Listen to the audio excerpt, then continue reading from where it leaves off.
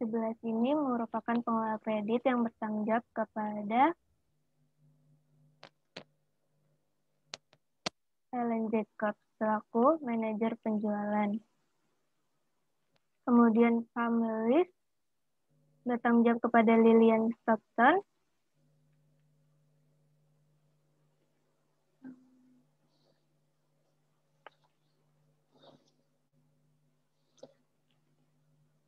Oke, coba Mbak Eni Valentina sekarang ceritakan tugas masing-masing divisi ini apa sih? Tugas masing-masing divisi. Yang pertama, sales manager ini Pak merupakan divisi penjualan di mana dia ini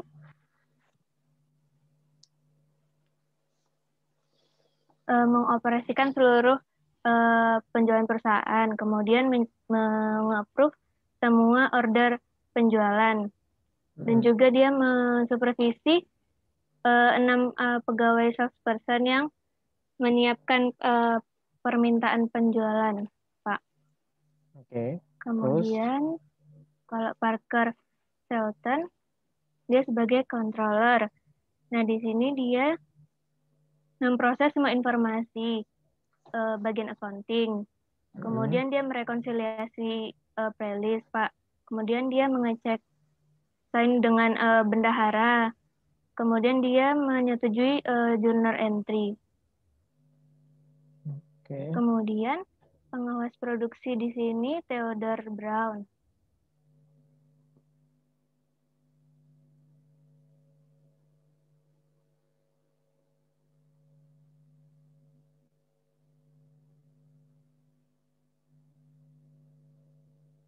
Theodore Brown ini dia merupakan pengawas produksi yang dia nih bertanggung jawab juga kepada presiden, Pak, mengoperasikan seluruh aset perusahaan ya, Pak. Oke. Kemudian ada Liliana ini bendahara, Pak. Lillian Stockton bendahara, dia mengurusi semua keuangan perusahaan, mengontrol kas dan investasi perusahaan, kemudian dia mengecek sign dengan controller, kemudian dia membuat bank deposit harian dan merekonsiliasi akun bank, Pak. Sekretaris di sini dia bertanggung jawab juga kepada presiden, kemudian mengoperasikan semua sekretaris, kemudian dia memaintain stok sertifikat book, kemudian dia juga memaintain time card-nya pegawai perusahaan dan personal record, Pak. Oke.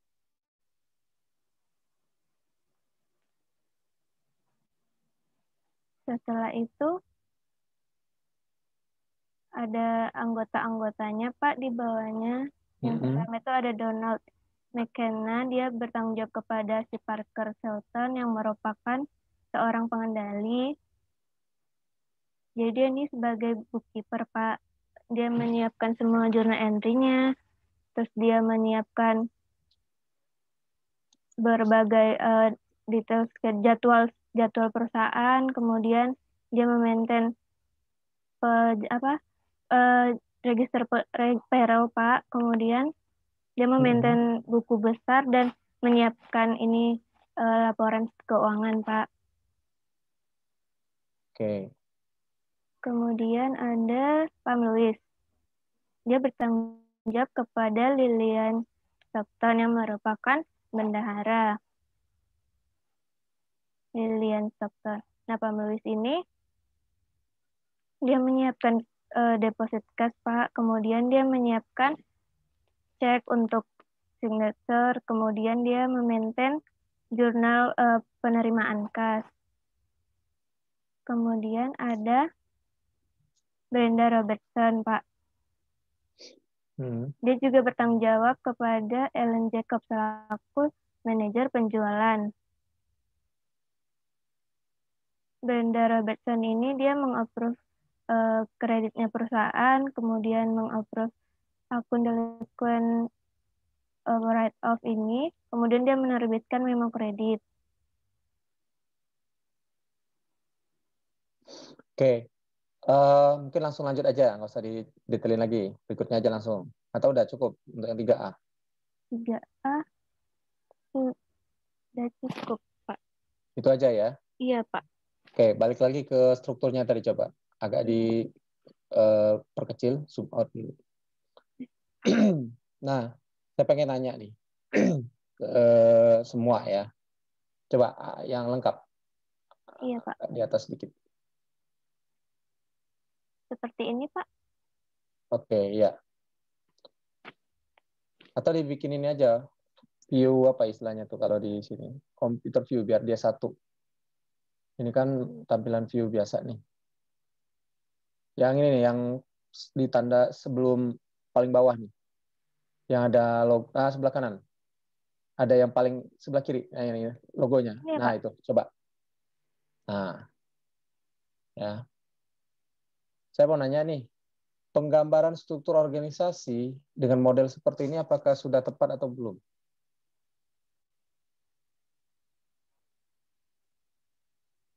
Ya, saya pengen nanya.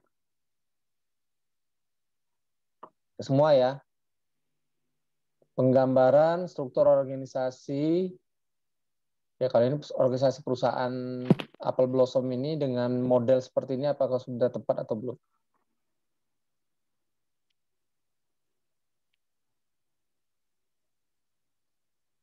Ayo, ada yang mau komentar?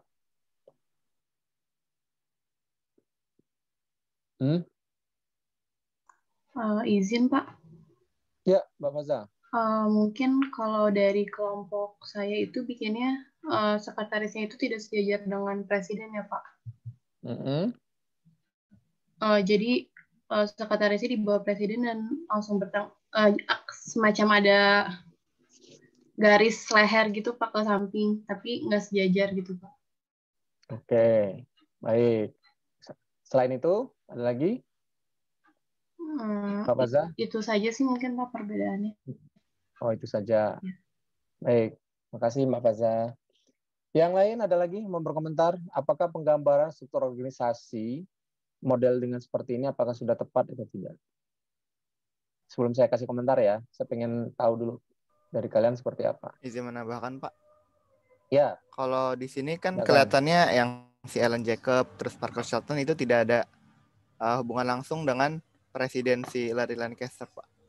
Tidak menggambarkan hubungan tanggung jawab langsung gitu. Dari mana taunya Mas Firza? Tidak ada garis yang menghubungi antara mereka masing-masing Pak. Oke. Ya, itu yang sebenarnya saya tunggu ya. Jadi gini, ketika kita menggambarkan suatu struktur organisasi, itu kan tadi dari Mbak ini sudah menjelaskan ya, Ellen Jacobs, Parker Shelton, Theodore, Lillian Stockton, semuanya bertanggung jawab ke presiden. Gitu ya Mbak ini ya. Nah, tapi penjelasan tersebut tidak didukung oleh gambar ini. Tidak ada garis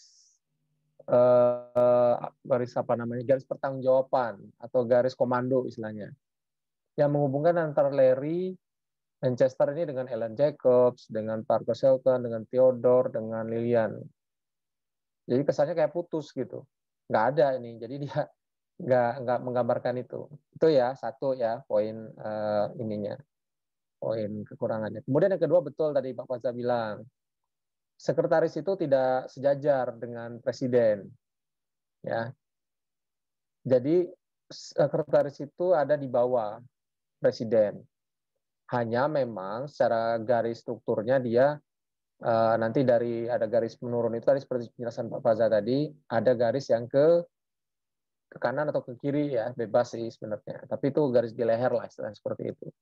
Yang menunjukkan kok nggak sejajar sih Pak dengan Ellen Jacob, dengan Parker, dengan Theodore atau Lillian. Ya karena memang sekretaris itu biasanya memang lebih secara fungsi dia lebih tinggi ya, secara fungsi dia lebih tinggi dibanding yang lain. Gitu. Tapi dia bukan sejajar presiden, dia tetap di bawah presiden. Ya, itu ya. poin ininya ya, Mbak Eni ya.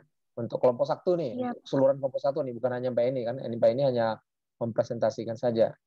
Untuk seluruh kelompok 1, ini poin ininya ya, poin yang minusnya ya dari struktur ini.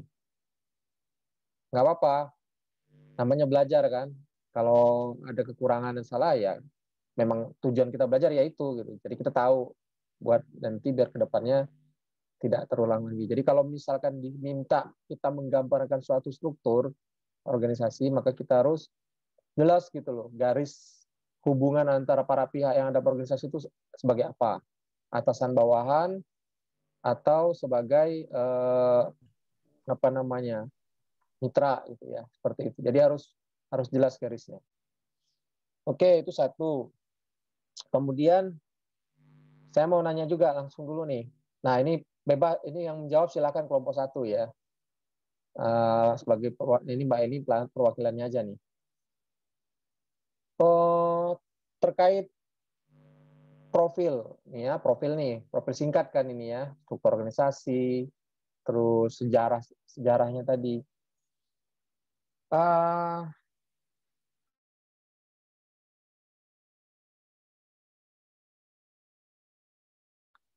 Jadi itu apa? Informasi yang krusial dari paparan Mbak Eni Valentina tadi, apa? Terkait sejarah segala macam itu tadi. Kalau kita mau melakukan audit, ya memang kita harus tahu semua informasi itu ya. Tapi ada yang krusial kan, dari semua informasi kan nggak semua informasi yang kan kita harus mengurutkan juga kan informasinya. Ada informasi yang krusial, ada informasi biasa aja sekedar informasi, ada yang sekedar pengetahuan, ada yang harus ini menjadi concern. Kira-kira apa? Kalau kalian perhatikan dari paparan tadi, dari kelompok 1. Kelompok 1 dulu nih yang jawab. Coba. Selain Mbak ini ada Alvira, ada Meriska, ada Nurma, ada Tias, ada Salma. Izin menjawab Pak, mencoba menjawab. Ya, silakan. Kan sebelumnya sebelum auditor mengaudit suatu perusahaan itu kan harus mengerti bisnis dan industri perusahaan tersebut. Jadi jika jika auditor sudah mengetahui sejarah dan ini struktur organisasi dari suatu perusahaan, auditor bisa menerima atau menolak klien dan nantinya akan perform rencana initial audit planning-nya Pak, gitu Pak. Oke, itu tujuan daripada pemahaman terhadap klien ya. Pertanyaan saya dari paparan yang sudah disampaikan tadi, kan ada beberapa informasi-informasi itu. Coba boleh di scroll ke atas deh, Mbak Eni. Banyak tuh tadi, selain struktur organisasi ada sejarahnya, ada informasi tentang jenis bisnisnya. Nah, yang saya tanyakan, dari sekian banyak informasi ini, kita kalau sebagai auditor, ketika mau melakukan audit nih, atau mau menerima tawaran audit nih, kira-kira ada informasi apa yang krusial menurut kita mesti kita note, istilahnya mesti kita catat nih.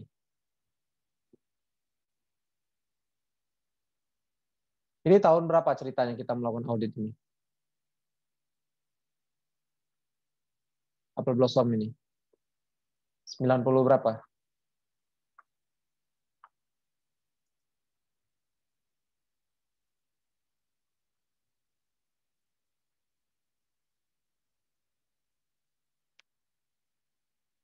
Tahun 2003, Pak.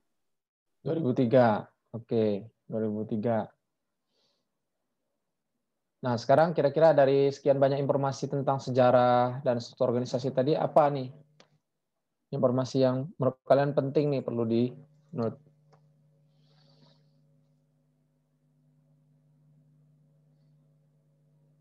Selain sejarahnya, selain sejarahnya, jenis bisnisnya. Ada sih tadi udah disebut di situ. Kalau kalian lihat tadi ada satu informasi yang itu bisa jadi suatu catatan tersendiri. Coba turun Mbak Eni. ke tahun 91. Atau sebelum 91 tadi. Stop. Atas lagi atas. Nah, tahun 89. Sini ada informasi ini. Kalau kalian jeli, ini bisa jadi satu catatan. Kalau kita dalam melakukan audit, ini harus jadi semacam catatan. Ada yang bisa komentar kelompok 1? Kalau nggak ada, nanti saya buka untuk yang lain.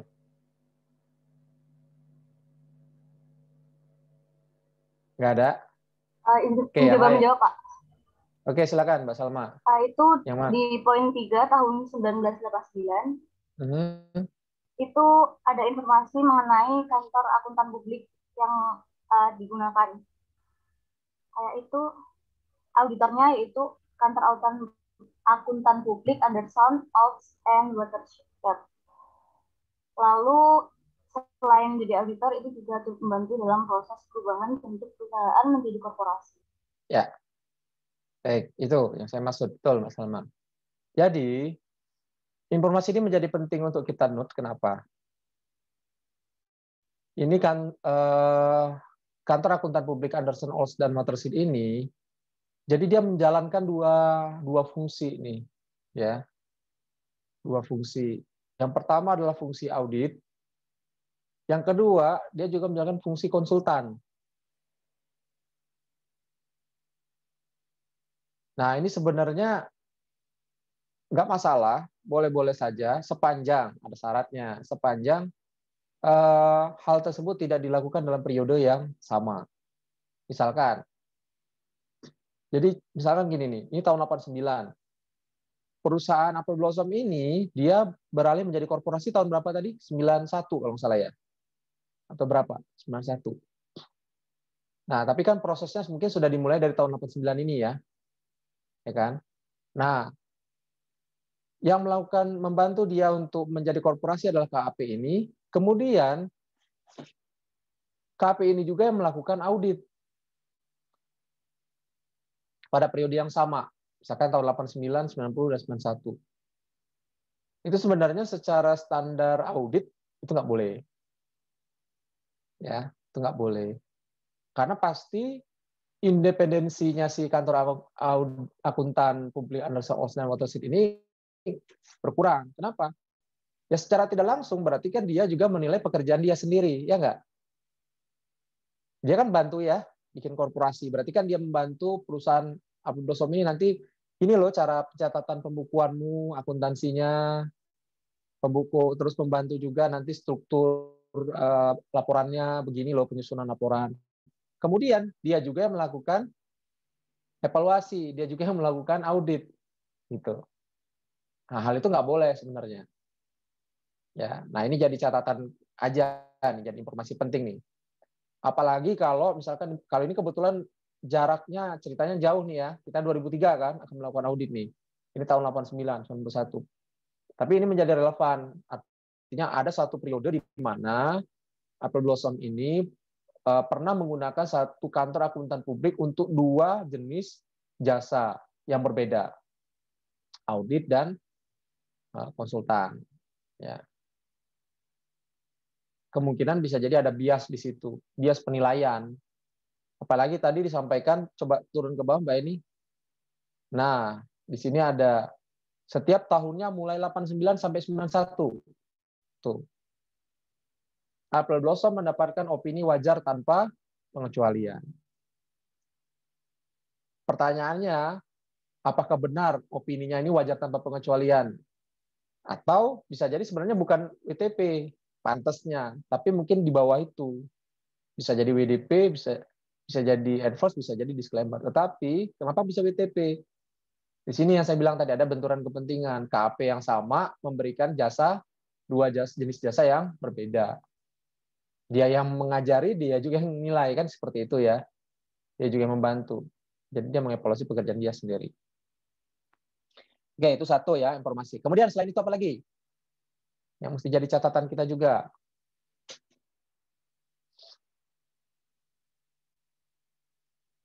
Ayo.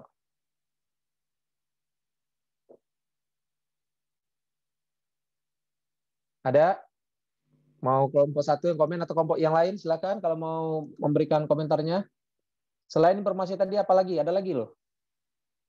Kalau kalian jeli dan memperhatikan presentasi dari Mbak ini tadi ada. Coba turun lagi Mbak ini. Oke, stop. Ada?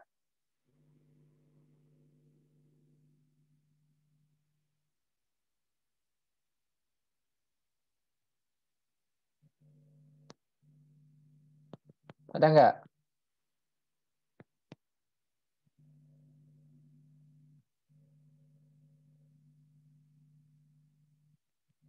Nggak ada ya? Nggak ada yang mau komen? Coba, poin nomor 3 itu ya. 2 dulu deh, 2. Jadi Apple Blossom mengotorisasi 20 lembar saham ya. Cuman yang diterbitkan kan cuma 6.000. Dari 6.000, 4.000 itu dimiliki oleh Martin dan Lancaster. Oke. Sisanya 2.000-nya lagi dimiliki oleh Arthur Broman dan Melissa Winchester ya. Jadi di sini kita lihat berarti pemegang saham dominannya ada 2 orang nih, Martin dan Lancaster. Kemudian tahun 95 perusahaan menerbitkan lagi nih 3.250 lembar saham. Di mana 2.000-nya dibeli oleh James Martin. Berarti siapa yang dominan di sini pemegang sahamnya? Jadinya James Martin. James Martin. Itu penting tuh informasi seperti itu. James Martin tadi ada nggak posisi dia di perusahaan itu tadi? Nggak ada, Pak. Nggak ada. Berarti dia murni pemegang saham. Tetapi ada pemegang saham yang terbesar kedua siapa? Lancaster, Pak. Lancaster sebagai siapa di Apple Blossom ini? Presiden. Presiden. Berarti dia juga punya kuasa ya. Punya kepentingan.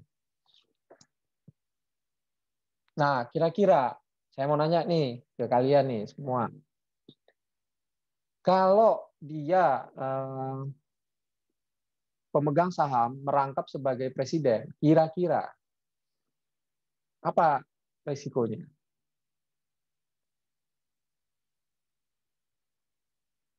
Ya. Jadi saya pengennya kalian tuh kalau ada penugasan dikasih assignment gini bukan hanya sekedar do saja, tapi kalian juga harus coba mengeksplor gitu. Mengeksplor dalam artian memikirkan kira-kira apa ya gitu. Di balik ini tuh ada apa gitu. Kira-kira apa dampaknya? Jadi Leicester itu pemegang saham terbesar kedua, tapi dia juga jadi presiden di situ. Izin menjawab, Pak. Ya, silakan Mbak Nabila.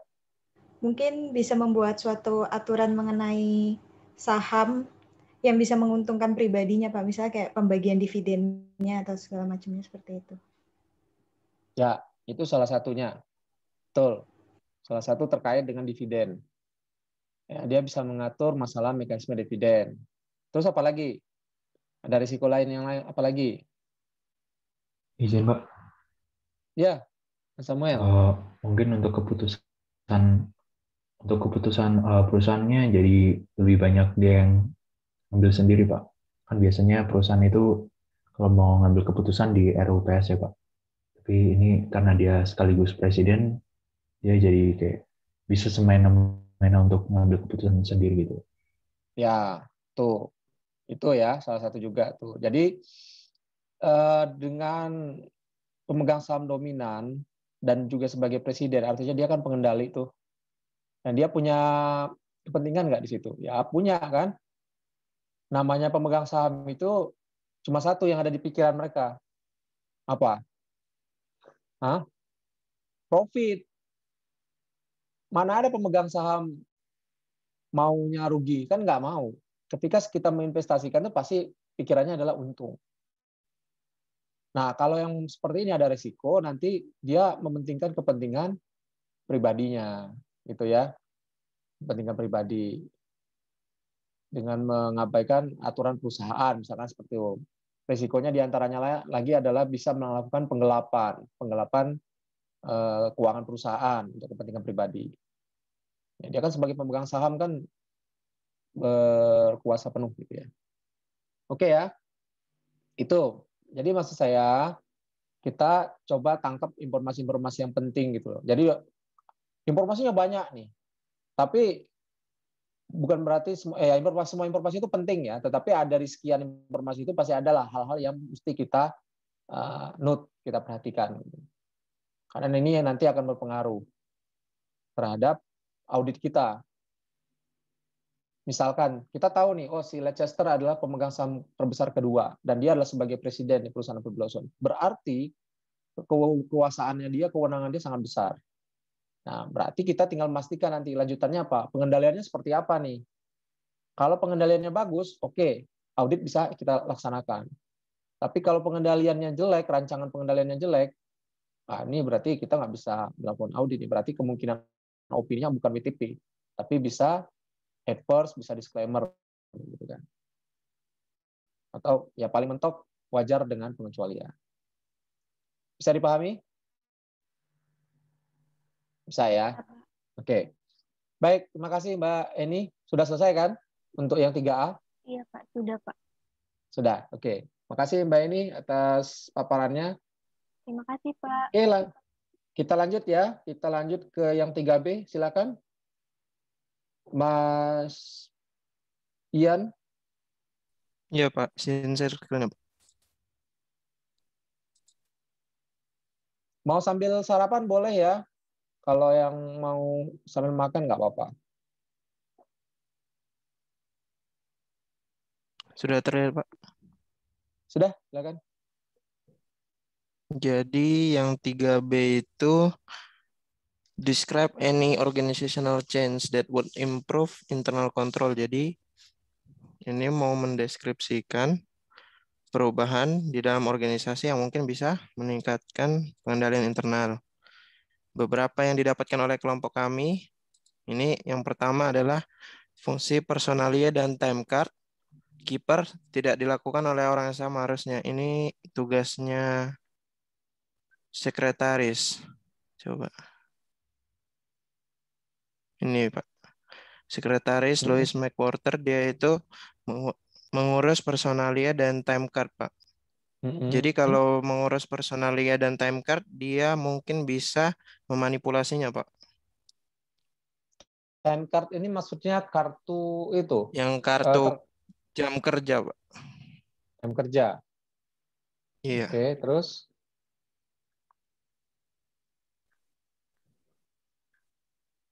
Yang kedua, bagian pembelian sama penerimaan barang dia di satu departemen, yaitu departemen produksi. Jadi kalau purchase order-nya itu dibandingkan dengan receiving report itu mungkin kurang ini ya Pak, kurang meyakinkan soalnya dia di satu bagian di sini purchasing agent-nya di Cherry Farmer, sedangkan penerimaannya itu di sini receiving doc-nya William Beauchamp, dia masih di satu departemen Pak, departemen produksi. Satu departemen tapi orangnya beda kan? Iya Pak. Tapi kalau kerjasama ada kemungkinannya enggak Pak? Terus kalian mengusulkan apa kira-kira? Kemungkinan Pak, kalau mungkin penerimaannya bisa, ini pembeliannya mungkin bisa satu departemen sendiri Pak. Oh, jadi memunculkan satu kotak di atas lagi. Iya Pak. Selain controller, sales manager, treasurer, production gitu. Iya Pak. Oke. Kalau usulannya seperti itu, coba deh paparan dulu deh, ntar saya terakhir aja lah, terakhir nanti kita komentar ya. Terus? Ya Pak. Yang kedua, yang ketiga, bagian pembelian di bawah pimpinan produksi Pak. Jadi bisa saja bagian pembelian di bawah bagian produksi. Ini Pak. Jadi bisa saja apa yang tidak perlu diproduksi mungkin bisa dia suruh agennya ini untuk membeli gitu Pak. Karena dia kan yang ini Theodore ini mungkin dia bisa kayak mendorong si Cheryl Palmer ini Pak untuk membeli sesuatu yang tidak sesuai dengan untuk produksi gitu Pak, karena dia di bawahnya gitu Pak. Terus?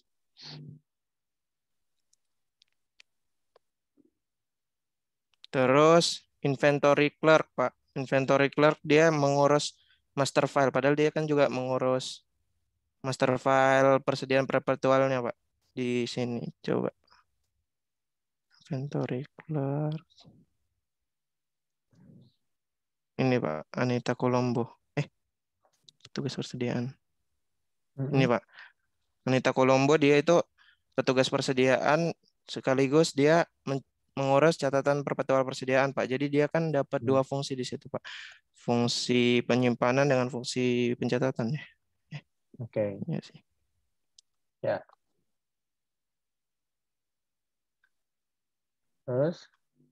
Terus yang terakhir ini karena kurang informasi saja Pak, saya kurang tahu sih.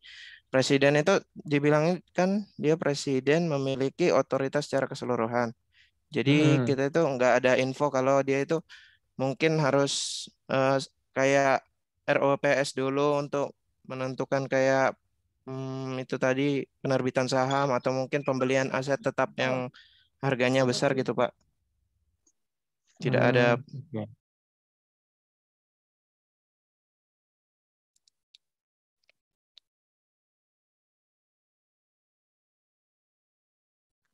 Sudah Pak.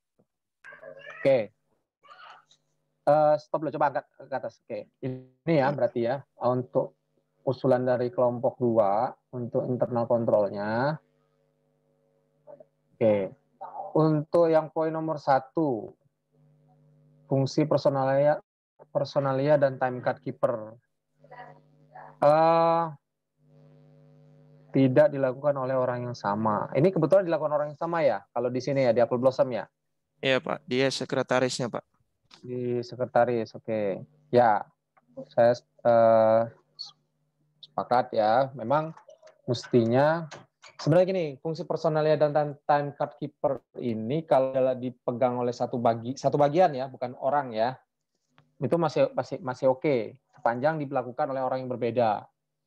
Tadi alasannya, ya karena ini kan berkaitan dengan pembayaran gaji nih, ya kan, time card keeper.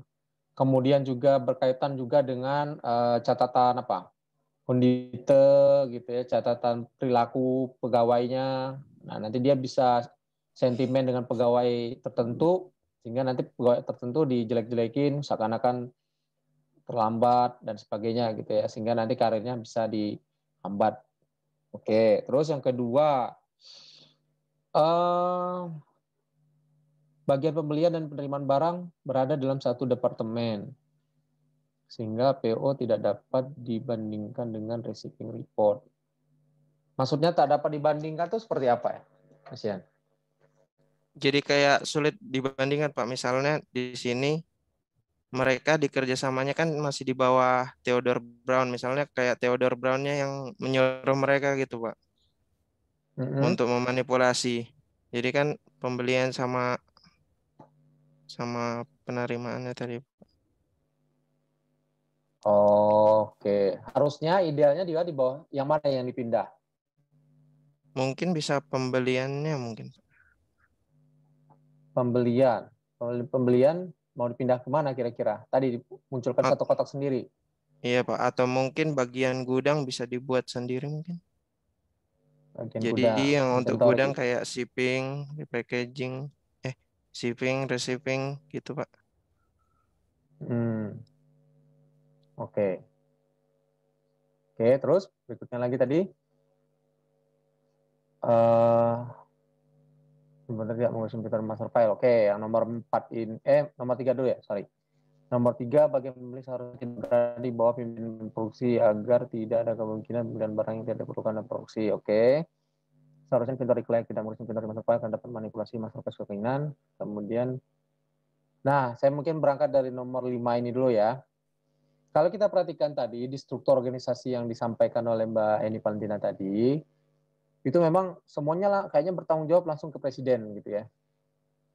Padahal tadi kan mereka jabatannya kan sebenarnya tuh controller, terus sales manager, terus apa gitu ya. Idealnya suatu perusahaan mestinya di bawah presiden itu ada kalau istilah kerennya tuh vice president, VP ya, vice president, VP 1, VP 2, VP 3, atau kalau kita istilahkan mungkin presiden itu presiden direktur, istilahnya seperti itu ya. Berarti di bawah presiden direktur kan ada direksi-direksi ya, ada direktur A, keuangan, direktur apa, SDM dan seterusnya. Nah, tadi yang masih ada miss mungkin belum dimunculin apa di sini. Tadi padahal udah dibunyiin tuh, yaitu masalah personalnya dan time card keeper. Itu berada di bawah siapa? Sekretaris ya? Nah, bawah sekretaris kan? Iya, Pak. Nah, ideal nggak sih itu di bawah sekretaris sebenarnya? Mungkin Pak kalau biasanya kayaknya dia departemen human resource sih Pak, kalau personal dia. Ya, iya betul. Departemen Human Resource, betul di bawah personal ya. Namun ideal nggak itu di bawah sekretaris? Pertanyaan saya. Ini kita pola pikirnya perusahaan ya, jangan berpikir pemerintahan. Kalau pemerintahan memang ya, namanya fungsi SDM itu di bawah sekretaris kalau pemerintahan. Karena kalau pemerintahan itu ibarat kata strukturnya tuh terlalu, kalau dibikin sendiri bagian direktorat SDM gitu, kayaknya terlalu ini. Tapi kalau di lazimnya di perusahaan-perusahaan, biasanya untuk SDM itu ada direksi sendiri. Ya kan?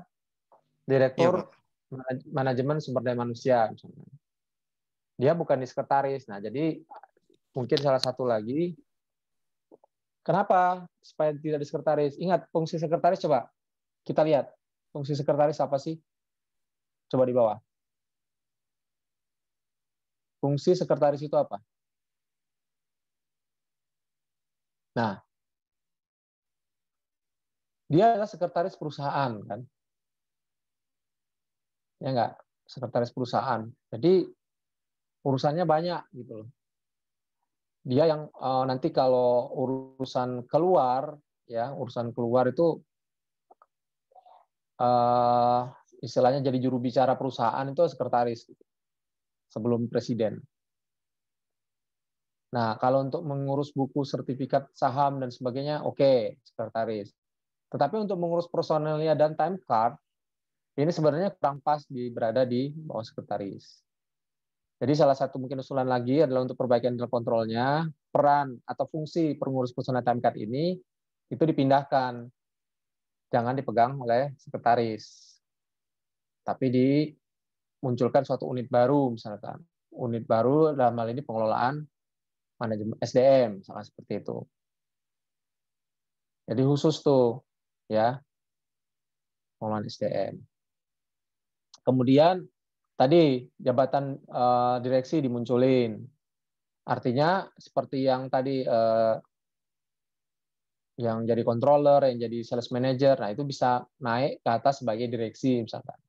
Ada direksi keuangan, direksi SDM, direksi operasional, ya kan? Seperti itu. Yang munculin seperti itu. Nah, cuman dalam kita mengusulkan satu peningkatan kualitas internal kontrol ini, ada beberapa hal yang harus kita perhatikan juga. Yang pertama, masalah kapasitas perusahaan. Ya. Ini perusahaannya besar apa kecil? Kalau perusahaannya besar, artinya kalau kita usulin nanti ditambahin nih lagi satu struktur baru. Tadi contohnya bagian pembelian dimunculin direktur operasional, dipisah dengan bagian produksi kan gitu. Kalau dari bagian produksi dia ibaratnya yang produksi saja, tapi untuk order barang, pembelian dan penerimaan barang dipisah. Nah, itu kita harus mempertimbangkan dari sisi kapasitas perusahaannya. Maksudnya apa? Maksudnya adalah kira-kira kalau kita memunculkan unit baru menjadi beban perusahaan nggak?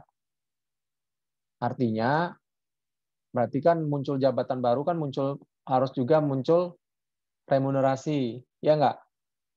Pembayaran gaji juga. Satu itu, ya kan? Yang kedua, perusahaan mungkin nggak nambah SDM baru lagi. Artinya kan butuh personil baru kan di situ. Ketiga, perusahaan harus merombak strukturnya, merombak alur prosedurnya. Nah, kira-kira itu memakan biaya yang besar atau tidak?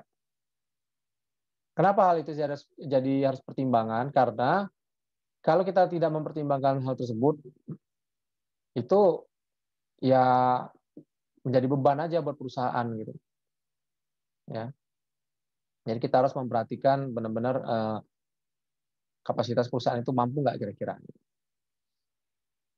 Oke.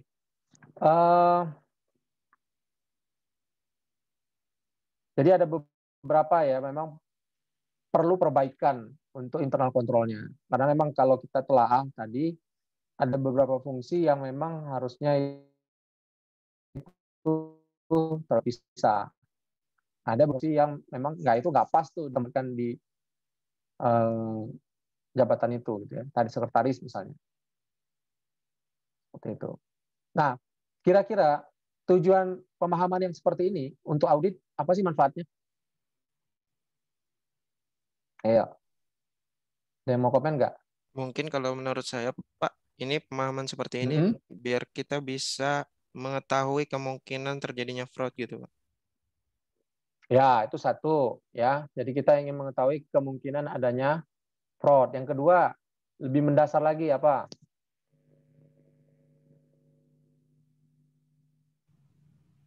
Izin menjawab, Pak. Ya, untuk mereka. Untuk mengetahui resiko apa aja yang akan muncul waktu nanti audit, Pak. Karena saat internal kontrolnya itu lemah, nanti resiko auditnya akan lebih tinggi gitu. Jadi kita tahu fokusnya akan di mana. Oke, betul. Dua. Ada lagi?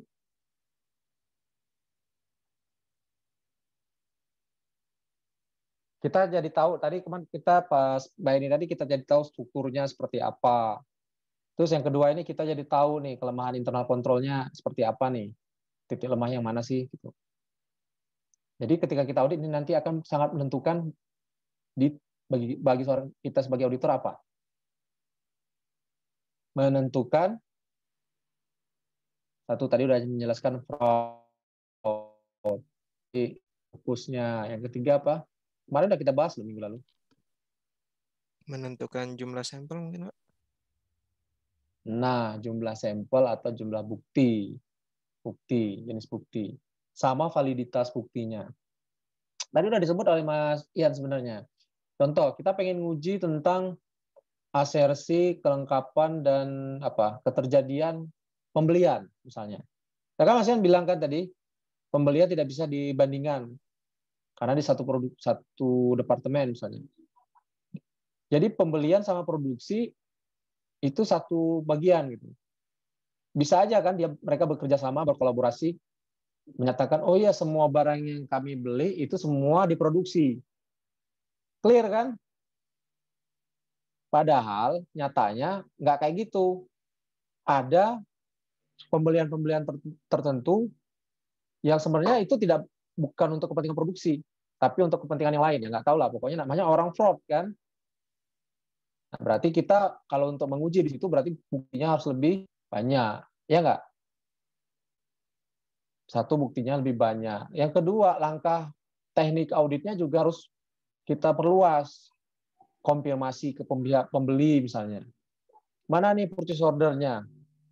Ke siapa nih belinya? Kita teliti nanti, kita konfirmasi pihak-pihak suppliernya. Benar nggak Anda pernah melakukan transaksi dengan perusahaan Apple Blossom ini tanggal sekian dan berupa barang sekian dengan jumlah kuantitas sekian, harganya sekian. Untuk menguji benar nggak sih purchase order-nya itu? Nah, terus nanti kita juga akan uji ke bagian produksi. Benar nggak sih semua barang yang dibeli ini masuk ke bagian produksi? Ya kan? Kita tanya nanti personel bagian produksinya. Gimana nih kalau alurnya? Kalau mau produksi seperti apa? Minta barangnya ke mana? Yang jagain gudang, tempat penyimpanan persediaan siapa? cara dia memastikan bahwa barang yang ada diterima dengan barang yang keluar, itu semuanya terpantau kayak apa. Jadi semua ini penilaian internal control ini akan mempengaruhi langkah audit kita selanjutnya. Bisa dipahami nggak? Atau masih ada yang kurang paham? Nanya nggak Bapak? Silakan. Clear nggak? Ada yang masih kurang begitu dipahami? Satu sisi dia sebenarnya udah cukup bagus ya. Kalau kita pahami ini, kita cermati, untuk pencairan uang contohnya. Pencairan uang itu untuk menandatangani cek, itu nggak boleh satu orang. Dia sudah menerapkan dual signature. Artinya harus ada dua orang yang menandatangani cek. Yaitu siapa aja? Treasurer, bendahara, dengan satu lagi, yang paling atas, controller. Controller itu biasanya dia bagian akuntansi, dia hanya mencatat saja, bagian pencatatan. Jadi nggak seenak-enaknya nih mentang-mentang bendahara, dia udah main cairkan uang, nggak bisa. Jadi di sini paling positifnya Apple Blossom ini terkait uang keluar, ya uang keluar berupa cek, di mana cek tersebut ditandatangani oleh dua pihak. Kalau di perbankan itu ada prinsip 4 eyes. Ya, 4 eyes. 4 eyes itu maksudnya apa? Bahwa suatu urusan itu melibatkan dua pihak. Nah, ini di Apple Blossom ini sudah. Gitu ya. Ini terkait menandatangani cek. Dua pihak, di mana dua pihak ini, seperti yang sudah disampaikan Mas Yan tadi, berbeda divisi, berbeda bagian, bukan satu bagian. Makanya tadi betul, untuk bagian produksi tadi, bagian pembelian sama bagian produksi itu harusnya di spirit, ya, harusnya terpisah, jangan di dalam satu bagian, karena bisa diatur nama atasannya tadi, siapa sih bagian produksi tadi, siapa, dia bisa ngeset tuh. Nah, oleh Theodore itu dia bisa ngeset, bisa ngatur. Kita beli 100, nanti diproduksi berapa, bisa atur gitu. Pembeliannya bisa di up, bisa di down, bisa macam-macam gitu ya. Nah, ini bisa betul tadi, itu harusnya dipisah. Tuh. Oke, cukup sudah. Ini aja Mas Ian ya, 3B. Iya, Pak. Oke, makasih Mas Ian. Terima kasih, Pak. Terima kasih, teman-teman. Berikutnya, Mbak Anggita, 4.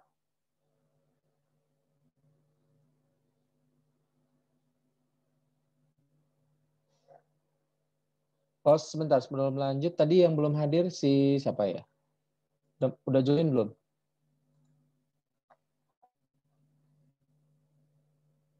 Napis.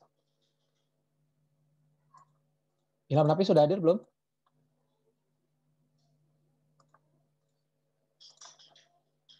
Belum ya?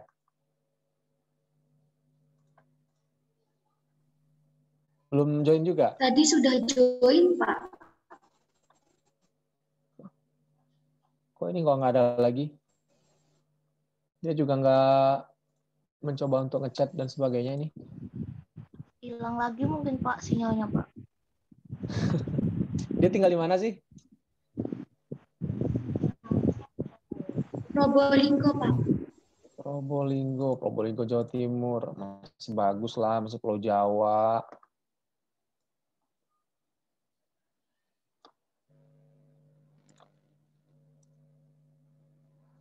Oke, silakan lanjut. Nomor 4, Mbak Anggita. Baik, Pak. Izin saya spin, Pak. Ya, silakan.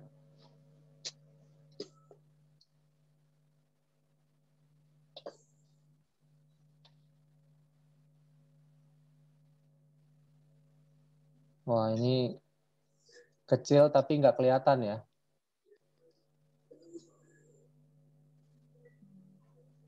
Kecil tapi nggak kelihatan gitu ya. Jadi di sini ada flowchart. Boleh di zoom in, diperbesar Mbak Anggita. Saya kayaknya harus butuh mikroskop nih kalau mau melihat secara jelas ya. Diperbesar aja nggak apa-apa, terpotong nggak apa-apa. Nanti kan bisa digeser-geser ke kanan atau ke kiri.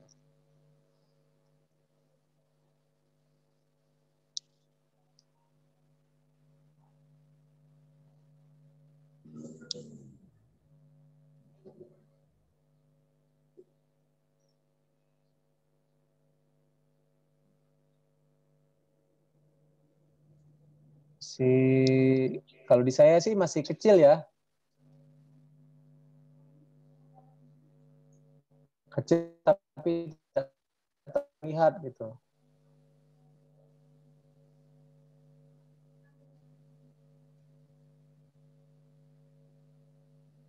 Jangan marah ya, Mbak Gita ya.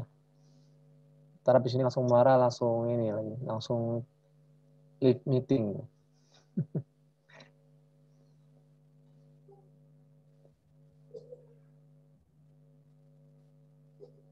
Ya, coba di ini aja. Ya, itu. Kayaknya diklik dulu deh ini. Oh, oke. Sip. Ya. Bisa di zoom out, zoom in, bisa nggak? Kelihatan nggak yang lain? Ini pakai Office berapa, Mbak? PowerPoint ke berapa ini? Biasanya ada fitur yang kacamata pembesarnya. Coba balik lagi ke ini tadi, ke presentasi. Coba presentasi. Yang ini, cangkir ini, sebelah bawah, kanan. Klik dulu itu ya, klik. Kemudian, coba klik.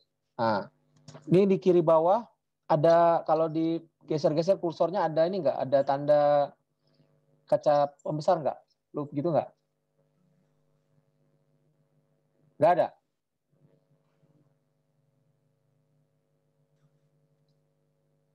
Nggak ada ya? Oh, nggak ada. Yaudah, jelasin aja. Nggak apa-apa. Ini aja udah. Cukup. Nah, dijelasin. Silakan. Ini ada flowchart mengenai siklus pelaporan keuangan perusahaan dari Apple Blossom. Jadi siklus ini flowchart ini melibatkan beberapa pihak, yaitu ada staff dari akuntansi bagian sales order entry dan akun receivable, cash receipt, akun payable, cash disbursement, dan payroll. Lalu ada bookkeeper, controller, dan presiden dan manajer lain. Yang pertama adalah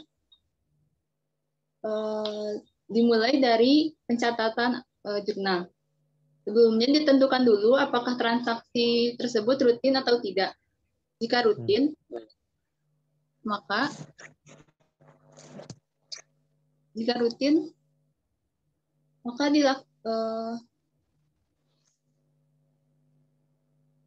dilakukan oleh staf akuntansi di bagiannya.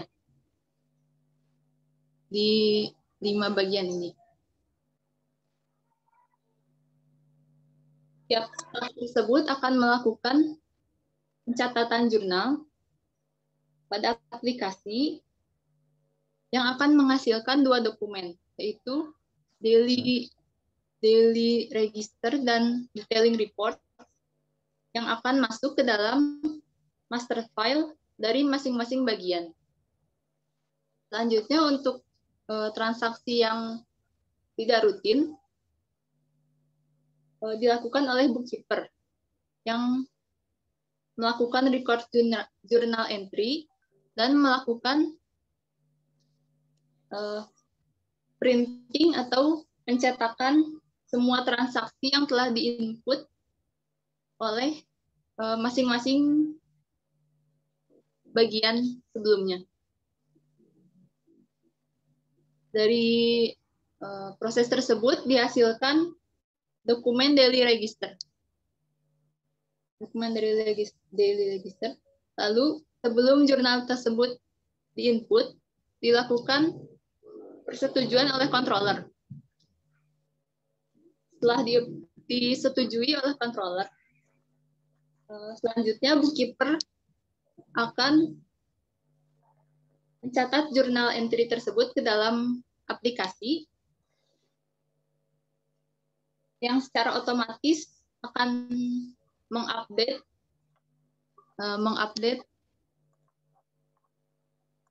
master file general ledger. Selanjutnya, tiap akhir bulan, bookkeeper akan menyiapkan dua dokumen laporan yang terdiri dari trial balance atau neraca dan laporan keuangan berdasarkan file induk general ledger. Lalu, controller akan meninjau laporan keuangan tersebut dan memberikannya kepada presiden, perusahaan, dan anggota manajemen lainnya.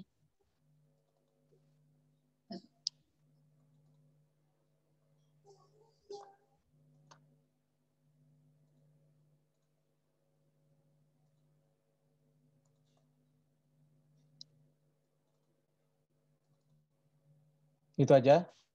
Ya, sudah, Pak. Oke. Pertanyaannya satu nih. Kalau yang lain, di payroll, di cash disbursement, di account payable, dan sales order itu kan semua ada tanda panah tuh ke bawah ya. Tapi untuk yang cash receipt ini memang nggak ada ya? Yang cash receipt kan setelah nanti masuk tersimpan di database-nya, master file, ini nggak ada ke kanan ya? Ini tanda panah bawah nih ya? Itu memang begitu? Harusnya ada, Pak. Oh, harusnya ada. Saya pikir tadi memang demikian, memang nggak ada. Oke, jadi memang semua kendali atas persetujuan untuk akun baru itu harus mendapatkan approval dari controller ya. Oke. Nah, sekarang manfaat kita tahu alur ini apa sih untuk audit? Kira-kira apa Mbak Anggita? Atau kelompoknya nih yang jawab, kelompok 3. Silakan, kelompok 3. Kira-kira manfaatnya apa sih untuk audit kita tahu alur begini nih?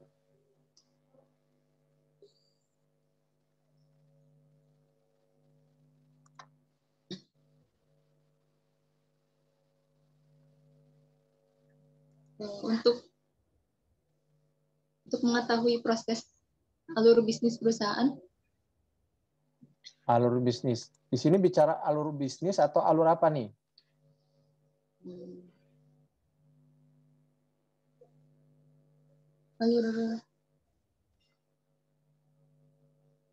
Alur penyusunan laporan keuangan. Laporan keuangan. Nah, kalau kita tahu nih alur proses menyusun laporan keuangan ini, manfaatnya buat audit apa? Ya, kelompok 3.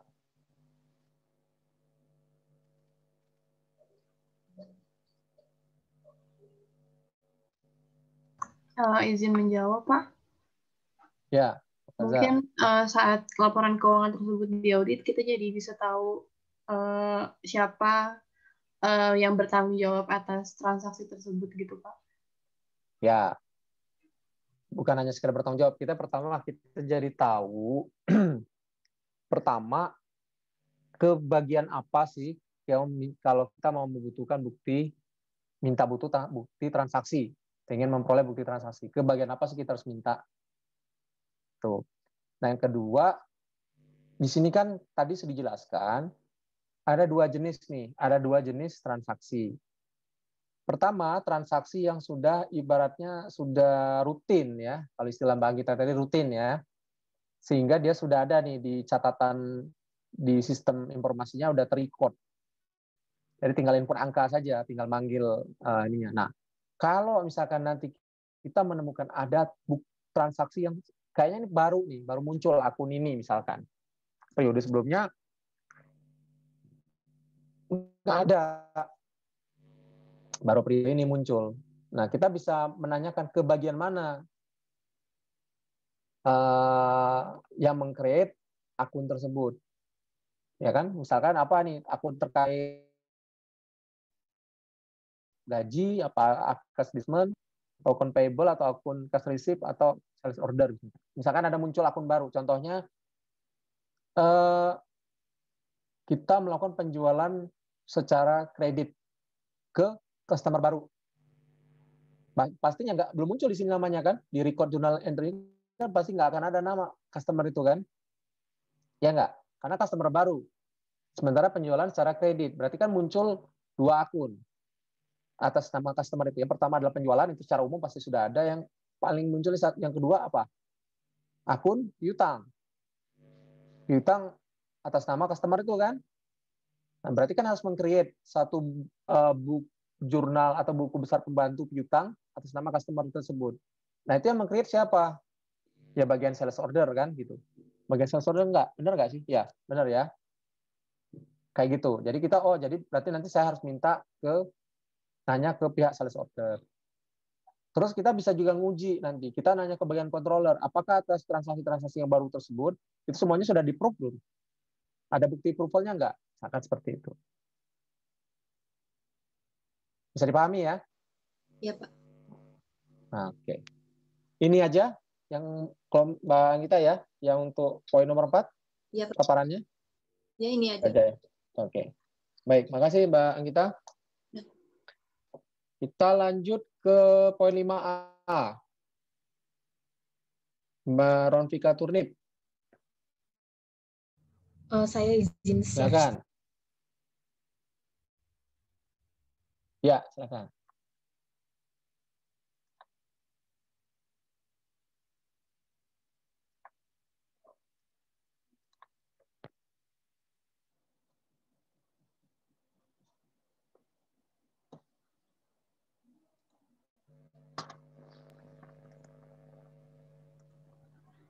Jadi nomor 5A itu adalah tentang prosedur. Nomor 5 itu sebenarnya tentang prosedur analisis, di mana bagiannya itu ada change analysis, ada common analysis, dan ratio analysis. Jadi nomor 5 itu adalah change analysis.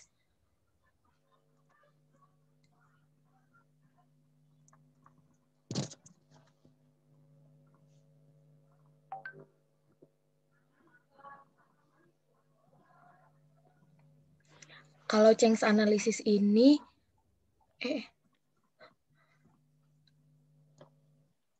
Oke. Wow, udah terima kasih nih. Oh, Pak. Selesai.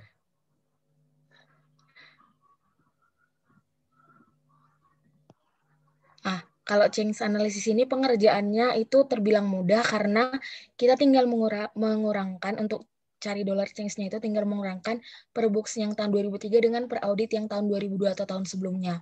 Sementara untuk percent change-nya tinggal kita bagikan antara dollar change-nya dibagi dengan per books di tahun 2003. Jadi ini perhitungan yang udah kelompok kami buat. Sebentar. Tadi untuk mencari percent change-nya itu dollar change dibagi per books 2003, bukan per books 2002. Per audit 2002, Pak.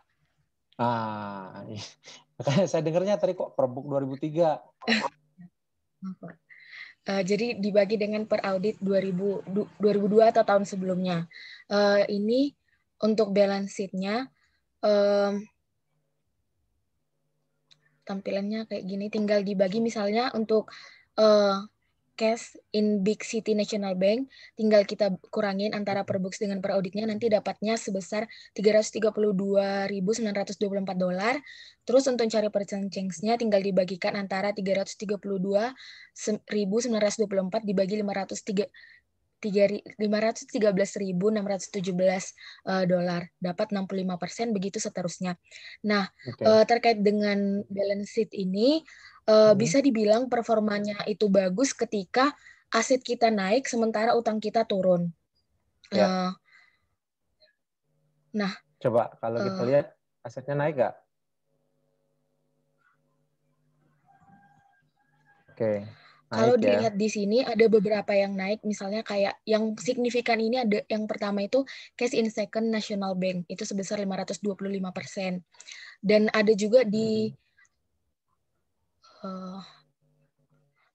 machine and equipment ini juga itu lumayan signifikan kenaikannya karena sebesar 86%. Nah, untuk utangnya, dia juga mengalami penurunan. Kayak misalnya di wages and salaries payable ini, di tahun sebelumnya itu dia sebesar 81.239, tapi di tahun 2003 dia sama sekali tidak ada hutang lagi. Lalu untuk notes payable yang short term juga, dia di tahun berikutnya juga udah tidak ada utang lagi. Tapi yang perlu diperhatikan itu ada di note payable long term. Dia tahun sebelumnya itu tidak ada, tapi di tahun 2002 dia mengalami penambahan yang cukup banyak, yaitu sebesar 475.000. Jadi sebenarnya bisa dibilang performanya keuangannya Apple Blossom ini kurang bagus karena kenaikan notes payable-nya ini juga cukup signifikan sampai 475.000. Sementara di sini yang mengalami kenaikan di asetnya itu juga bukan kenaikan yang sangat signifikan, bahkan ada yang mengalami minus, bahkan ada yang mengalami penurunan dan lain sebagainya. Lalu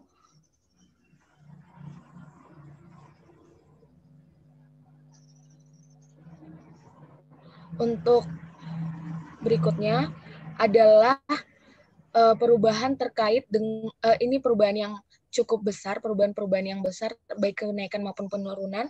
Ada kenaikan dari cash yang tadi SNB itu yaitu 525%, return earning-nya 94%, machine and equipment-nya 86%, AFDA-nya 67%, dan cash in BCNB itu naik 65%. Sementara untuk penurunan itu ada di notes payable-nya yang tahun sebelumnya dan wages salaries payable yang tahun sebelumnya ada dan tahun berikutnya tidak ada. Terus ada prepaid rent, ada federal income tax payable, dan investment in securities. Yang selanjutnya adalah perubahan di income statement atau laporan laba rugi. Nah, untuk laporan laba rugi sendiri, performanya itu dikatakan bagus ketika revenue-nya meningkat sementara cost-nya itu menurun. Bisa dilihat di sini, kalau sales-nya itu naik hanya sebesar 9%, yang mana bisa dibilang ini kenaikan yang wajar-wajar aja gitu. Bukan yang signifikan dan nggak yang terlalu bagus dan nggak terlalu buruk juga. Lalu untuk cost-nya itu, COGS-nya itu ada kenaikannya sebesar 9% juga. Yang menjadi perhatian di sini bagi kelompok kami itu ada di advertising expense-nya, yaitu kenaikan sebesar 253%. Advertising ini kan sebenarnya namanya juga iklan, berarti mengiklankan produk yang dikeluarkan oleh perusahaan tersebut. Tapi kenapa iklannya naik banyak sementara penjualannya sedikit? Itu bisa menjadi merupakan salah satu temuan. Iklannya banyak tapi penjualannya tetap sedikit. Selain itu juga yang menjadi yang perlu diperhatikan juga adalah professional fees-nya. Itu naik sebesar 178%. Dan juga ada di provision for bad debt-nya itu ada 104%. Nah, jadi untuk kenaikan dan penurunan terbesarnya itu ada yang pertama untuk kenaikan ada di advertising expense, professional fees, provision of bad debts, small tools expense, dan miscellaneous expense. Terus untuk penurunannya itu ada di gain or loss sales of fixed asset, terus interest expense, income from investment, repair and maintenance, dan federal income tax. Untuk 5A seperti itu, Pak. Oke, terima kasih Mbak Rafinka. Nah, ini menarik ya. Sekarang kita sudah mulai masuk kalau tadi kan informasi yang bersifat non finansial ya. Informasi yang bersifat non keuangan kan, sejarah, kemudian struktur, internal control, dan flowchart penyusunan laporan keuangan. Nah, sekarang kita udah mulai masuk ke informasi keuangan nih. Nah, dengan kita melakukan change analysis ini, kita nanti pada saat melakukan audit menjadi lebih terarah. Akunnya banyak kan, tadi neraca banyak, laporan rugi juga banyak. Apakah semua akun harus kita cek? Idealnya iya gitu. Tapi kan kita ada keterbatasan waktu, betul nggak? Ya, ada keterbatasan waktu, keterbatasan SDM juga. Nah tentunya kita harus fokus Nah, dengan adanya melakukan analisis change analysis ini, kita jadi tahu tadi betul yang disampaikan oleh Mbak Ronvika tadi ya. Sederhananya seperti itu. Kalau kita pengen melihat suatu performa neraca perusahaan yang bagus atau tidak, kita tinggal bandingkan tingkat kenaikan atau penurunan aset berbanding dengan liabilities. Coba Mbak Ronvika boleh mundur slide-nya ke belakang. Ke yang neraca coba.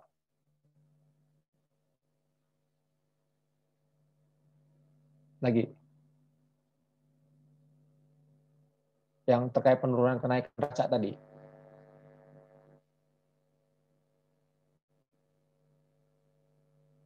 Nah, coba perhatikan di sini. Tadi di penjelasan Baron Pinka tadi menyebutkan ada muncul not payable long term $475.000 2003 ya. Itu apa? Pinjaman jangka panjang ya. Not payable itu berupa apa? Wesel bayar ya, apa istilahnya kalau di Indonesia kan. Nah, ada penambahan 475. Ya, kita sebagai auditor dengan adanya penambahan utang ini, apa kira-kira pertanyaan yang muncul di kepala kita sebagai auditor? Anda bisa jawab.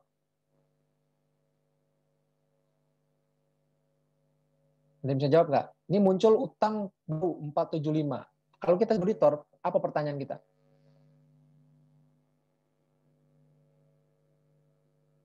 Ya, Anda bisa jawab? Mbak Ronvika mau jawab?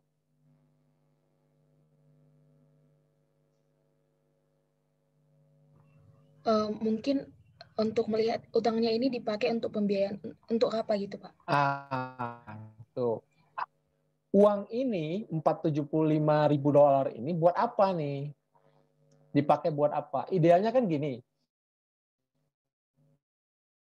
Perusahaan itu kalau dia minjem uang atau dia yang minjem uang ke bank atau dia menerbitkan obligasi ya apa itu yang muncul liabilities, intinya harusnya kan itu buat kegiatan usaha. Ya. Kegiatan usaha itu ada dua jenis. Pertama itu dia untuk biayai operasional kegiatan usahanya. Ya misalkan dia pengen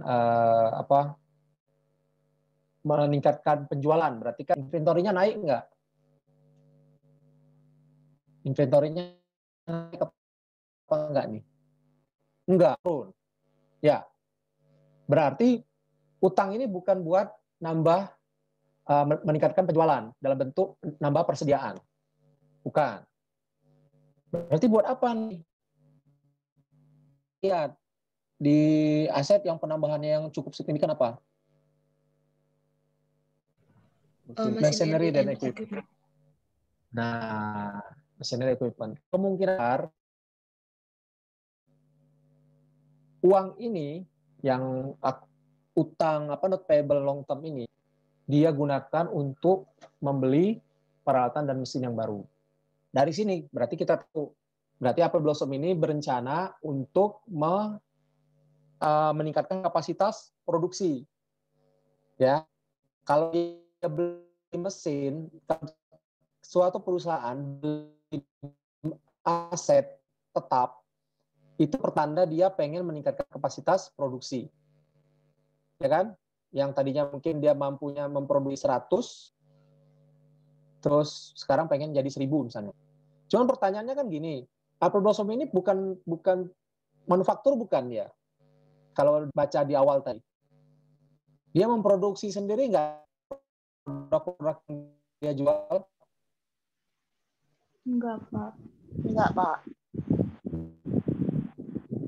Dia ini perusahaan dagang kan sebenarnya kan? Benar nggak? Perusahaan dagang dia. Ya itu ibaratnya beli ngambil barang gitu ya, bahan baku atau barang setengah jadi atau barang sudah jadi. Oleh dia tidak melakukan pengolahan lanjutan kan? Dia hanya melakukan packing doang kan? Pengemasan kan? Itu salah satu ciri perusahaan perdagangan tuh itu. Dia tidak memproduksi barang tersebut, dia hanya packing, memberi nilai tambah itu di packingnya itu. Beda dengan manufaktur. Kalau manufaktur, dia beli bahan baku, dia olah sampai barang setengah jadi atau barang jadi. Nah, itu manufaktur namanya. Contohnya kayak tekstil. Tekstil itu misalkan garment, ada perusahaan garment itu berarti dia manufaktur. Ya. Beli kain. Dari kain itu nanti dirubah, diwarnai sama dia, dipintal, terus nanti diolah menjadi apa, baju atau kain atau apa. Itu manufaktur tuh. Tapi kalau perusahaan dagang enggak.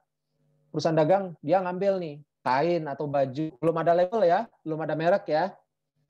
Dia beli, kemudian dia nambahin label doang. Terus dia masukin ke plastik atau apa dengan labelnya, terus dia jual. Itu ciri khasnya. Nah, berarti kalau gitu pertanyaan kita sebagai auditor, kalau melihat fenomena seperti ini machinery dan equipment ini dalam bentuk apa gitu loh. Karena lumayan loh. Ini dia tadinya di 2002 per audit itu dia ada 540. Coba perhatikan.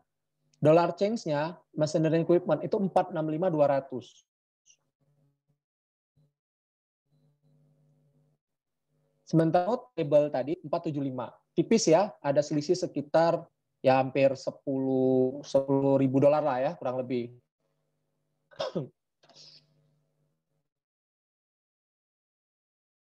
Berarti kemungkinan besar not payable harinya ke situ. Pertanyaan.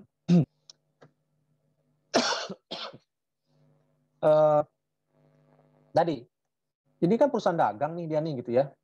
Ini machinery dan equipment apa gitu loh. Orang dia nggak produksi kok, dia cuma packing misalnya.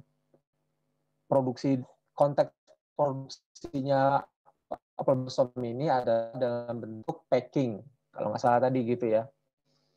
Nah, nanti kita harus sebagai auditor munculkan pertanyaan apa? Ini wujud machinery and equipment ini apa? Benar-benar ada nggak barangnya? Machinery equipment ini benar-benar ada nggak barangnya? Pertama kita harus bertanya barangnya apa, kemudian barangnya benar-benar ada atau tidak. Jangan-jangan, nah ini kalau window dress ya, bisa jadi sebenarnya machinery equipment ini nggak ada nih sebenarnya gitu loh. Tapi diada-adakan. Nah, akun penyimbangnya apa? Not payable. Jadi dimunculkan not payable. Iya dong. Ya kan? Double entry, apa namanya? Jurnal yang double entries ya. Ya kan? Harus ada lawannya gitu. Nah, kita sebagai auditor harus muncul nih pertanyaan nanti. Machinery equipment ini apa? Karena ini signifikan sekali, 86% persentase perubahannya. Ya. Sementara di satu sisi, kalau kalian jeli, perhatikan di owner's equity. Itu di kolom 6, di kode 01, retained earnings. Retained earnings itu kan komparasi itu dengan laba rugi. Di 2003 per books untuk retained earning itu ada 529, ada penambahan 257, 248. Coba cek deh Mbak Rovinka, 257, 248 ini profit 2003 nggak? Coba lihat di laporan income statement-nya. Harusnya iya, mestinya. Coba lihat di income statement.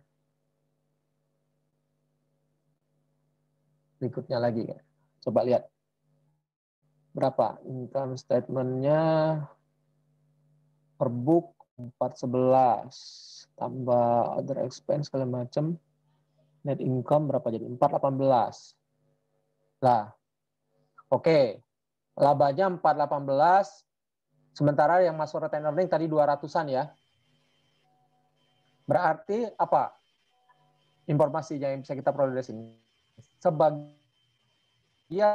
dari profit ini berupa di dividen.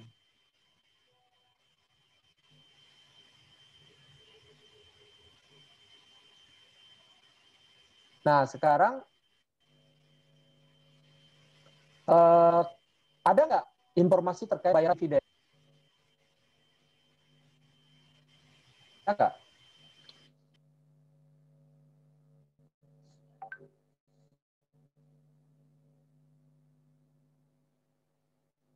Ada nggak pembayaran dividen?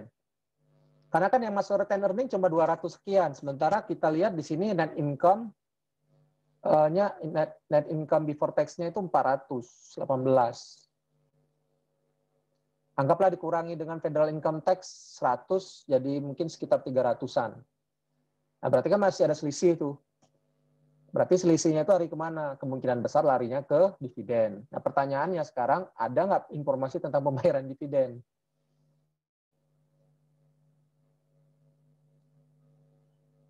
Ada nggak?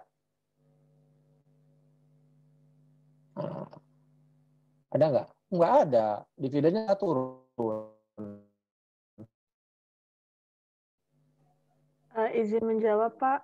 Ya, silakan. Ada informasi mengenai dividen di buku Apple Blossom di yang minut.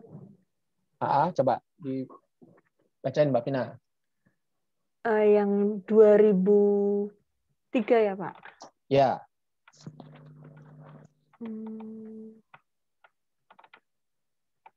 Sebentar, Pak. Tadi saya lihatnya yang 2002 soalnya. Oh, yang 2003 $2,5 per share. $2,5 per share. Nah, tadi yang sudah tapi dibayarnya baru untuk tanggal 16 Januari 2004. Apa kalau didolarkan itu, dinominalkan? Tadi ada 6.000 tambah 3.250, 9.250 kali 2,5, berapa tuh?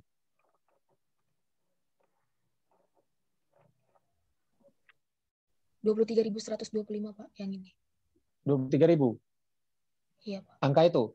23.125 itu? Iya, Pak. Betul. Oke. Nah, berarti kan masih ada bagian profit itu yang kemana gitu kan larinya. Nah, nanti itu harus memicu pertanyaan juga ya pada saat kita audit. Sebagai auditor, jadi kayak gitu ya. Jangan, kita harus kritis gitu loh melihat suatu informasi seperti ini. Ya, tadi kita mau korelasikan antara munculnya not payable, nah penambahannya juga kita cermati bagian mana yang bertambah, aset apa yang bertambah gitu kan. Padahal ya perusahaan perusahaan trading ya, perdagangan, bukan manufacturing.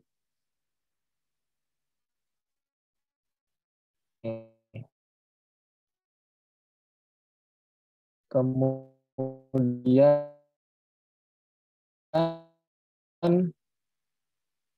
sebenarnya di KAS, Second National Bank.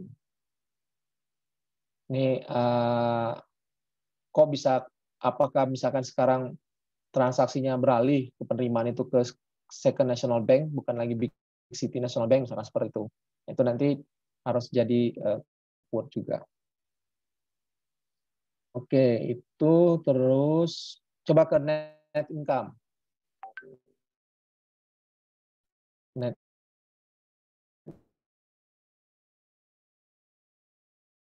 income.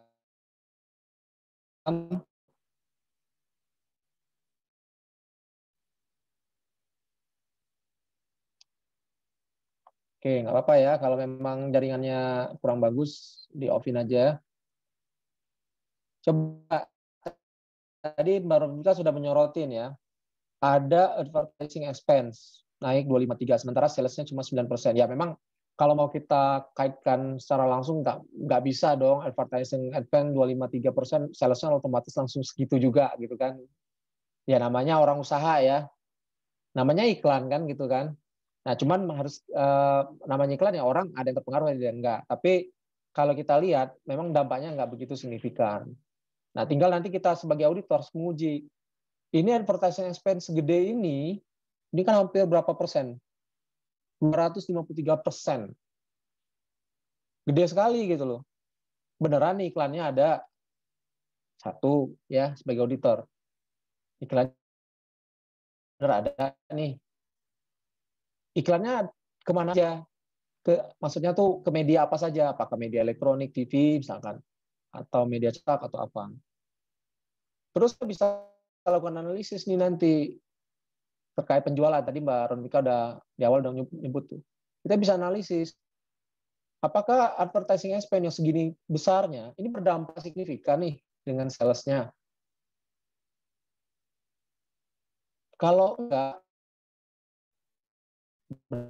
berarti ini kan bisa kita pasang iklan, banyak-banyak ngeluarin uang untuk iklan misalnya seperti itu. Bisa aja kita nggak harus ngeluarin sebesar 44,934 dolar ini, cukup misalkan 20 misalnya. Tapi kita segmentasi, berarti strategi marketingnya yang salah, misalnya seperti itu. Itu bisa kita komentari.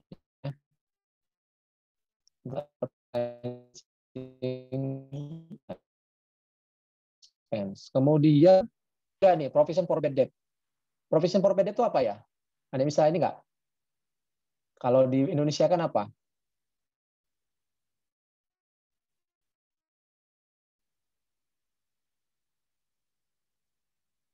Ada yang bisa komen? Provision for bad debt. Ini provision for bad debt-nya kalau kita lihat naik. Artinya apa? Naiknya hampir 104% lagi. Ini kan semacam penyisihan ya? Iya, Pak. Iya, Apa? Pak, penyisihan. Penyisihan kemungkinan ya? ada bisa nggak tertagihnya lebih tinggi, Pak. Nah, berarti di sini kan ini ada piutang nih ceritanya nih. Piutang atau utang nih? Bad debt ini. Piutang, Pak. Piutang, Pak. Piutang ya. Berarti kan kita tuh semacam sudah membuat alokasi, kira-kira estimasi ada sekian piutang, kayaknya susah nih nagihnya ya. Entah orangnya udah kabur, entah orangnya sudah meninggal, atau apalah, seperti bangkrut dan sebagainya. Nah, di tahun 2002 udah ada 11.156. Nah, di 2003 naik nih.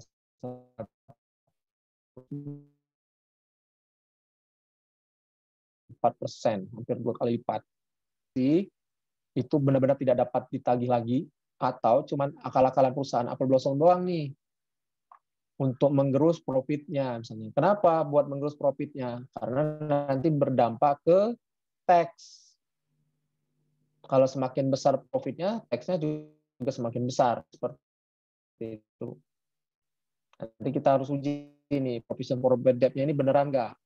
Schedulingnya, kemudian para pihak, kemampuan pihak-pihak yang punya piutang itu ke perusahaan apakah benar memang layak? Ya, itu satu. Kemudian yang menarik lagi adalah kenaikan professional fees. Nah, ini nih. Ini apa ini gitu. Kita sebagai auditor nanti harus telaah ini. Yang dimaksud dengan professional fees itu apa? Kemudian siapa, ya kan? Apakah layak mereka itu memang diberi bayaran sebesar ini? Based on kontrak nggak? Kalau profesional harusnya based on kontrak dong, ya nggak? Kontraknya dong, kontrak kerjanya dong. Kerjanya apa sih gitu? Nah, itu panjang ya. Kalau kita ngaudit itu sebenarnya panjang sebenarnya. Jadi ini kita harus yang agak anomali-anomali ini yang kita akan menjadi fokus perhatian gitu. Sementara kalau kita lihat kan, wah cuma penjualannya cuma naik cuma 9%. Tahun lalu ya cuma kenaikannya sebesar 366.000 dolar ya. Giliran yang lain naiknya ya lumayan gitu persentasenya. Walaupun memang dibandingkan kenaikan penjualan ya kalau nominalnya kecil, tapi kan secara persentase kan dia besar gitu ya. Dan ini cukup menggerus gross margin gitu kan. Oke. Sampai sini jelas manfaat dari change analysis ini?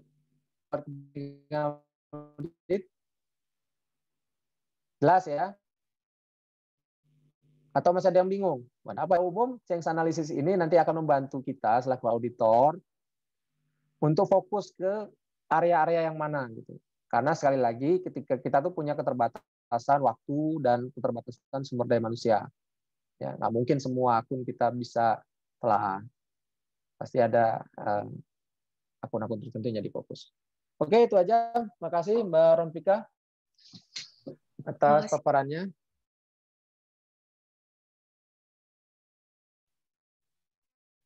Baik, berikutnya Mbak Dea.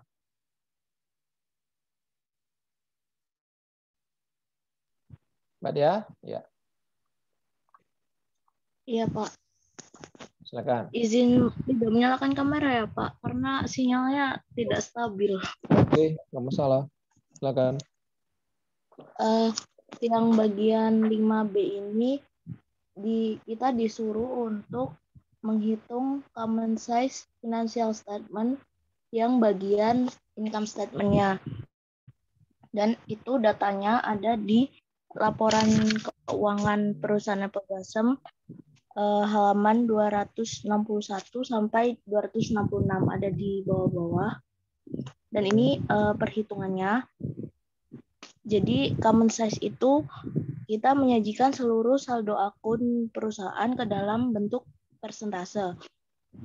Fungsinya untuk apa? Untuk mempermudah pembaca laporan keuangan melihat perubahan yang terjadi pada akun-akun dalam perusahaan. Jadi lebih enaknya itu ngelihatnya dalam bentuk persentase. Kalau dalam bentuk nominal itu sedikit membingungkan gitu. Kalau persentase kan jelas, jadi kayak kita tahu berapa persen perubahannya kayak gitu. Dan selain itu kita bisa menilai tepat atau tidaknya pengambilan keputusan yang manajemen perusahaan yang kemarin udah direncanakan, dan bisa untuk evaluasi keputusan ke depannya gitu, Pak.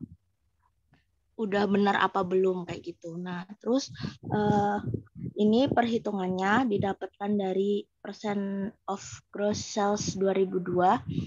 Itu kita untuk menghitung common size ini patokannya itu kita melihat dari gross of sales-nya. Jadi penyebutnya itu gross of sales yang belum dikurangin dengan sales return. Atau ntar kalau misal ada sales diskon, jadi yang belum dikurangin dengan sales diskon juga.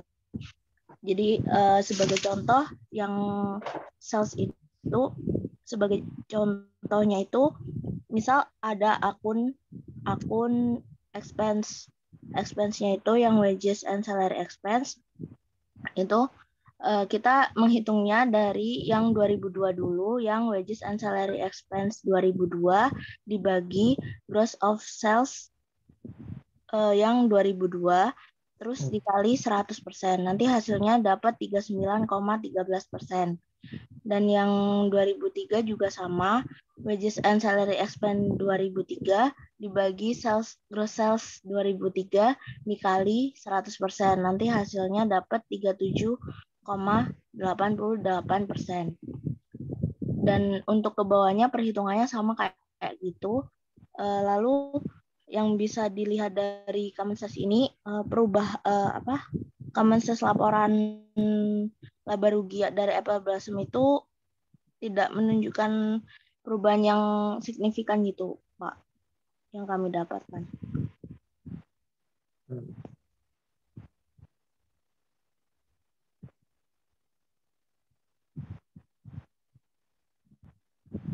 Oke. Gitu aja sih, Pak. Mungkin ada yang ditambahkan. Terus dari sini, ya, dari sini apa kira-kira yang bisa kita peroleh?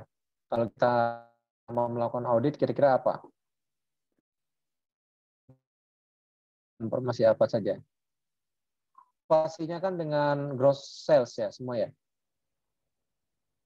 Sorry, dengan sales ya, dengan nilai sales atau net sales? Dengan gross sales ya. Iya. Ya. Artinya dari sini kita tahu dari sekian banyak sangat besar gitu ya, mempengaruhi laporan laba rugi itu ada di wages and salary, ya kan? Karena nilainya 39,13%. Ya.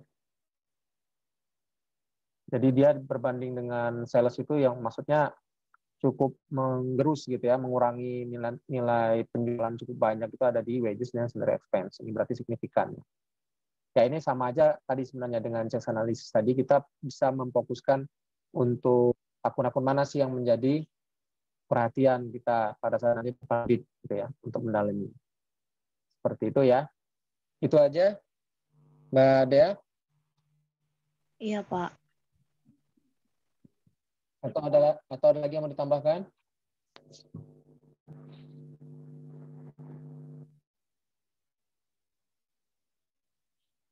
Kurang lebih sama ya. Kalau kita lihat lagi setelah error ini apa? Nah, kalau kita lihat 74 itu asuransi 77 kan advertising ya, tetap advertising ya 2002 ya. Beban-beban yang sangat tinggi gitu. Advertising. Professional fees ya, professional fees 7. Oke. Ya, ini kurang lebih sama dengan change analysis tapi dengan cara metode yang enggak. Kalau tadi nilai perubahannya kita lihat, kalau ini masing-masing akun itu dibandingkan dengan net sale-nya. Jadi kontribusi masing-masing akun itu terhadap net sale itu sebesar berapa. Kalau expand berarti nilai apa ya? Nilai gerusnya gitu, nilai mengurangi nilai sale-nya berapa porsinya. Seperti itu aja. Oke, makasih Mbak Dea. Iya, Pak. Sama-sama. Lanjut. Berikutnya ke Mbak Irene Dinar. Silakan. Bentar, Pak. Izin untuk share screen ya, Pak. Oke.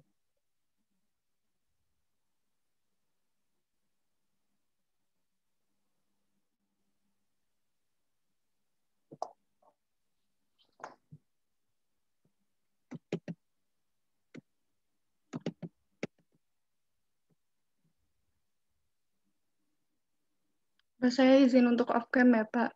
Biar nggak nge-lag. Iya, iya. Oke.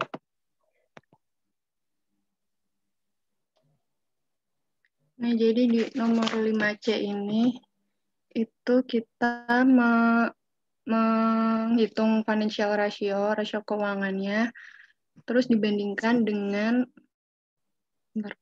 median industri. Jadi buat ngelihat perbedaannya itu signifikan apa enggak. Kalau misal dari yang current ratio ini kan median industrinya dia 1,9. Terus ini yang di 2002 itu dia 3,17 itu kan ya nggak begitu signifikan. Tapi sedangkan di tahun 2003 itu kan dia tiba-tiba naik jadi 2 kali lipatnya, itu kan cukup signifikan ya Pak. Itu jadi auditornya itu harus skeptis, ini kenapa kok bisa naiknya jadi 2 kali lipatnya gitu Pak. Nah ini rasio-rasio keuangannya, ini udah ada rumusnya di buku Apple Blossom yang nomor 5C. Gitu Pak. Tapi kalau misal yang kayak iya Pak, gimana? Ya, berarti ini udah kalau median industri ini maksudnya rata-rata industrinya ya, untuk yang industri sejenis ya? Iya, Pak. Oke. Nah, pertanyaan saya sekarang, ini untuk current ratio aja dulu. Menurut Mbak Irene, ini bagus apa enggak sih current rasionya Apple Blossom ini? Current ratio itu kan dia mengukur seberapa liquid perusahaan ya, Pak. Jadi, melihat kemampuan perusahaan untuk membayar current liabilities-nya menggunakan current aset yang dimiliki. Jadi semakin tinggi rasionya itu semakin bagus, gitu Pak. Oke, ya artinya kan Apple Blossom ini kemampuan dia. Jadi kenapa kita membandingkan current asset dan current liabilities? Sejauh mana sih aset yang dia punya itu mampu menutup membayar current liabilities kan gitu ya? Berarti kan dia tinggi nih. Asetnya lebih tinggi daripada liabilities-nya kan gitu, makanya 6, kan, berarti dia bagus, tinggi ya. Kalau ini quick ratio sama, quick ratio itu kita kalau current asset kan memasukkan semua current asset termasuk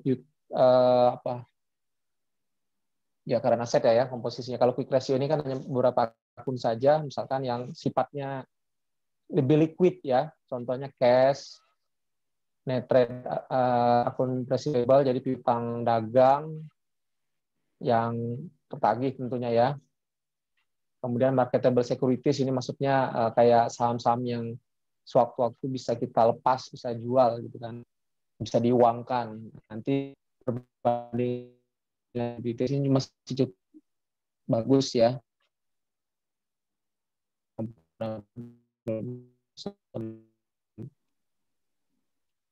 AR fondasi turnover bagus apa enggak nih? Kalau account Kalau receivable kita lihat turun turnover, ya, 2002 30 ke 2003 21 bagus enggak?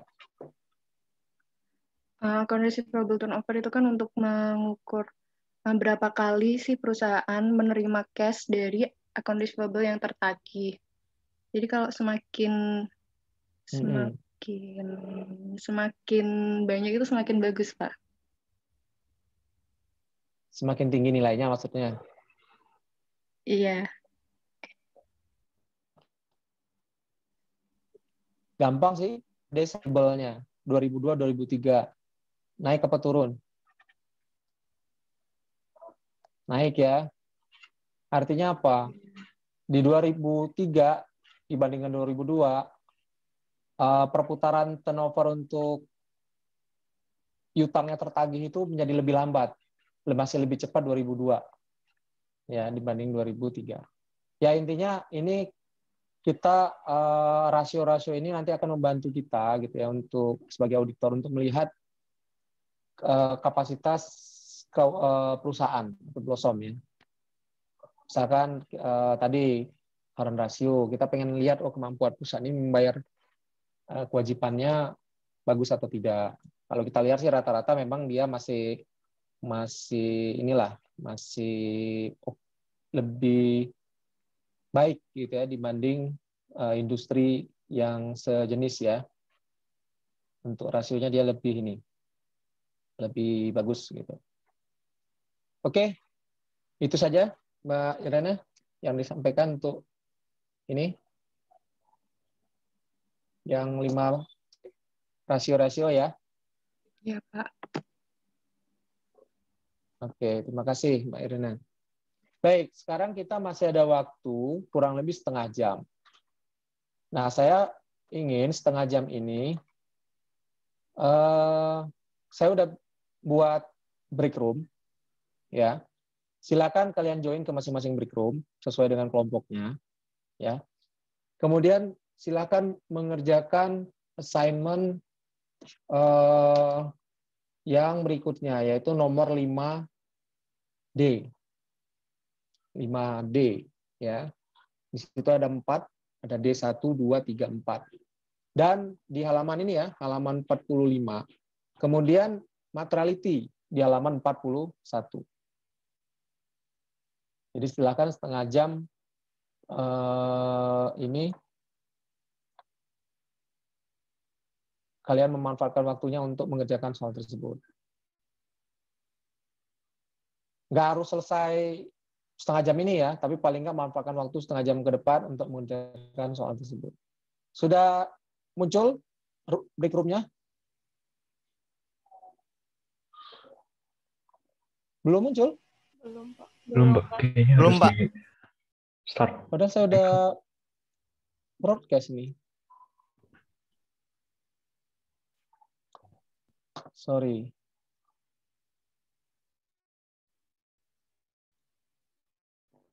Unassigned. Oh.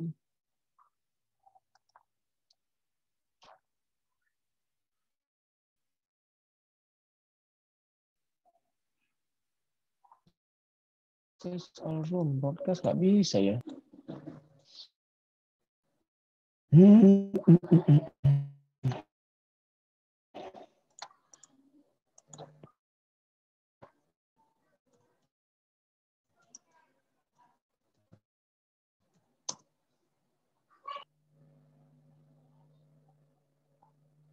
Punya?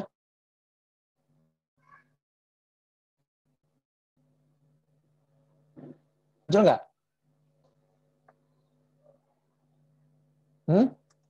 Belum, Pak, belum. Udah muncul belum? Masih belum.